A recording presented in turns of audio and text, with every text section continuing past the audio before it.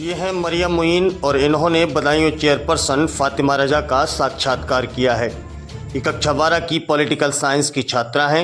बदायूं के प्रतिष्ठित व्यवसायी बदायूं गन हाउस और ककराला गैस एजेंसी के मालिक मोइनुद्दीन उर्फ गुड्डू भाई की सुपुत्री हैं। मरियम ने जिस बेबाकी से सवाल किए हैं और चेयरपर्सन फातिमा रजा ने जिस ईमानदारी से जवाब दिए हैं, ये अपने आप में काबिल तारीफ है। आइए देखते हैं मरियम मुइन की इस खास रिपोर्ट को।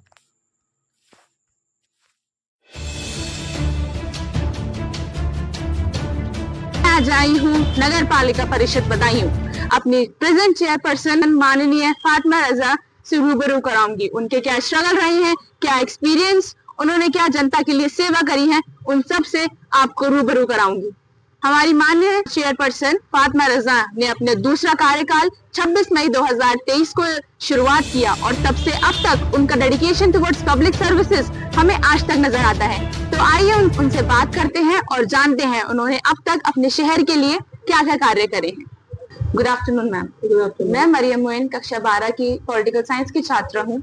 आज मेरे लिए ये एक विशेष अवसर है, न केवल एक छात्रा के रूप में बल्कि एक जागरूक नागरिक के रूप में, कि मुझे अपनी क्षेत्र की नेतृत्वकर्ता माननीय फातिमा रजा के साथ संवाद का अवसर मिला है। मैम, आपने जिस संपूर्ण और दूरदृष्टि के साथ जनता की सेवा की है वो न केवल प्रेरणादायक है बल्कि युवकाओं को नेतृत्व और जिम्मेदारी की सही परिभाषा भी देता है। इस संवाद के माध्यम से ये जानने का प्रयास करूंगी कि स्थानीय शासन को क्या क्या चुनौतियां देखनी पड़ती हैं और नेतृत्व की जमीन पर किस तरह के फैसले लिए जाते हैं। मेरा पहला प्रश्न आपसे ये है, आप इस फील्ड तक कैसे पहुंची? आपका क्या फैमिली सपोर्ट था या आपका खुद का पूरा स्ट्रगल था? देखिए, मैं भी पॉलिटिकल साइंस से मैंने पीजी किया है और मेरे मन में भी बहुत सारी चीजें थी कि मैं समाज के लिए कुछ करूं। एक सेवा भाव जो था मेरे अंदर, वो आफ्टर मैरिज मेरे हस्बैंड ने समझा और फिर उन्होंने सोचा, क्योंकि जो महिला एक घर बहुत अच्छे से संभाल सकती है उसके लिए कुछ भी संभालना बहुत मुश्किल नहीं है, मैनेजमेंट उसे आता ही है। तो मेरे हस्बैंड ने देखा, मुझे समझा और उसके बाद उन्होंने तय किया कि तुम बहुत कुछ कर सकती हो समाज के लिए।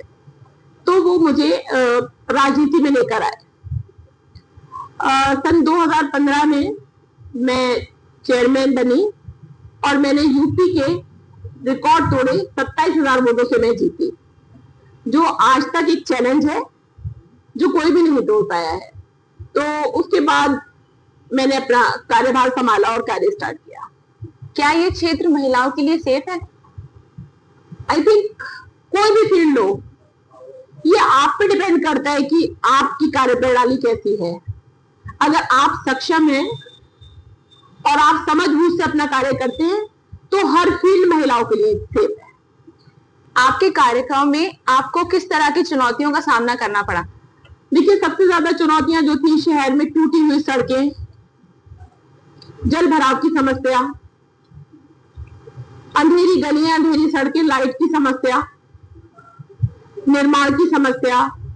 जब मैं चेयरमैन बनी, अभी दोबारा से जब मेरा ये स्टार्ट हुआ, टेन्योर स्टार्ट हुआ, तब मेरे लिए सबसे बड़ा चैलेंज था, नगर पालिका पूरी तरह से कर्ज में डूबी हुई थी और लगभग मैंने अपने 2 साल में 9 करोड़ रुपए का कर्ज अभी चुका दिया है।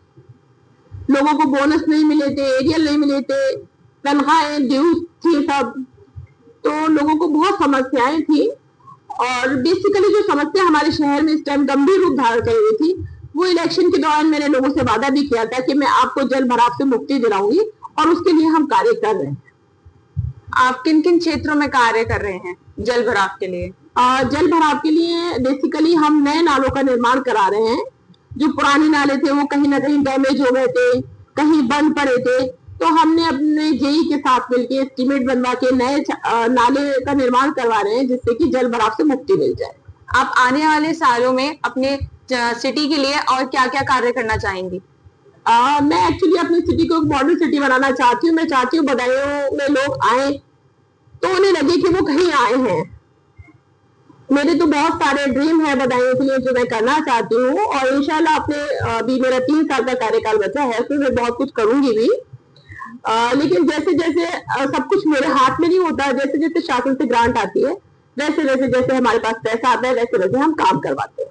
मैं एक पॉलिटिकल साइंस की छात्रा हूँ, तो अगर मैं अपने फ्यूचर में पॉलिटिक्स में आने का सोचूं तो आप मुझे क्या गाइडेंस देना चाहेंगी? देखिए, सबसे पहले आपके अंदर ये भावना होना चाहिए कि मैं समाज के लोगों के काम आ सकूं। अगर आपके अंदर समाज सेवा की भावना है तो आप प्राइवेटी ज्वाइन करिए और सबसे पहले आप अपनी एक फील्ड तैयार करिए, आप लोगों के काम करना शुरू करिए। आप देखिए आसपास के लोगों की समस्याएं क्या है, आप उनका कैसे मतलब हेल्प कर सकती हैं। जब तक आपके लोगों में आपका एक कैरेक्टर नहीं बनेगा, व्यक्तित्व नहीं बनेगा, आपको लोग समझेंगे नहीं कि आप कौन हैं, आप अच्छे काम कर सकती हैं। अगर आप ये सब कुछ करेंगी तो सियासत में आइए, most welcome. Thank you ma'am. माननीय चेयरपर्सन, आज का संवाद मेरे लिए केवल एक शैक्षणिक अनुभव नहीं बल्कि एक प्रेरणात्मक यात्रा भी रहा। As a student of political science, this conversation has deepened my understanding of leadership, governance and political service. मैं आशा करती हूँ कि आपका कार्य क्षेत्र समाज और देश के लिए इसी तरह प्रेरणा का स्रोत बना रहे। एक बार पुण्य मैं आपका हार्दिक धन्यवाद करती हूँ। Thank you so much for this insightful conversation. Thank you.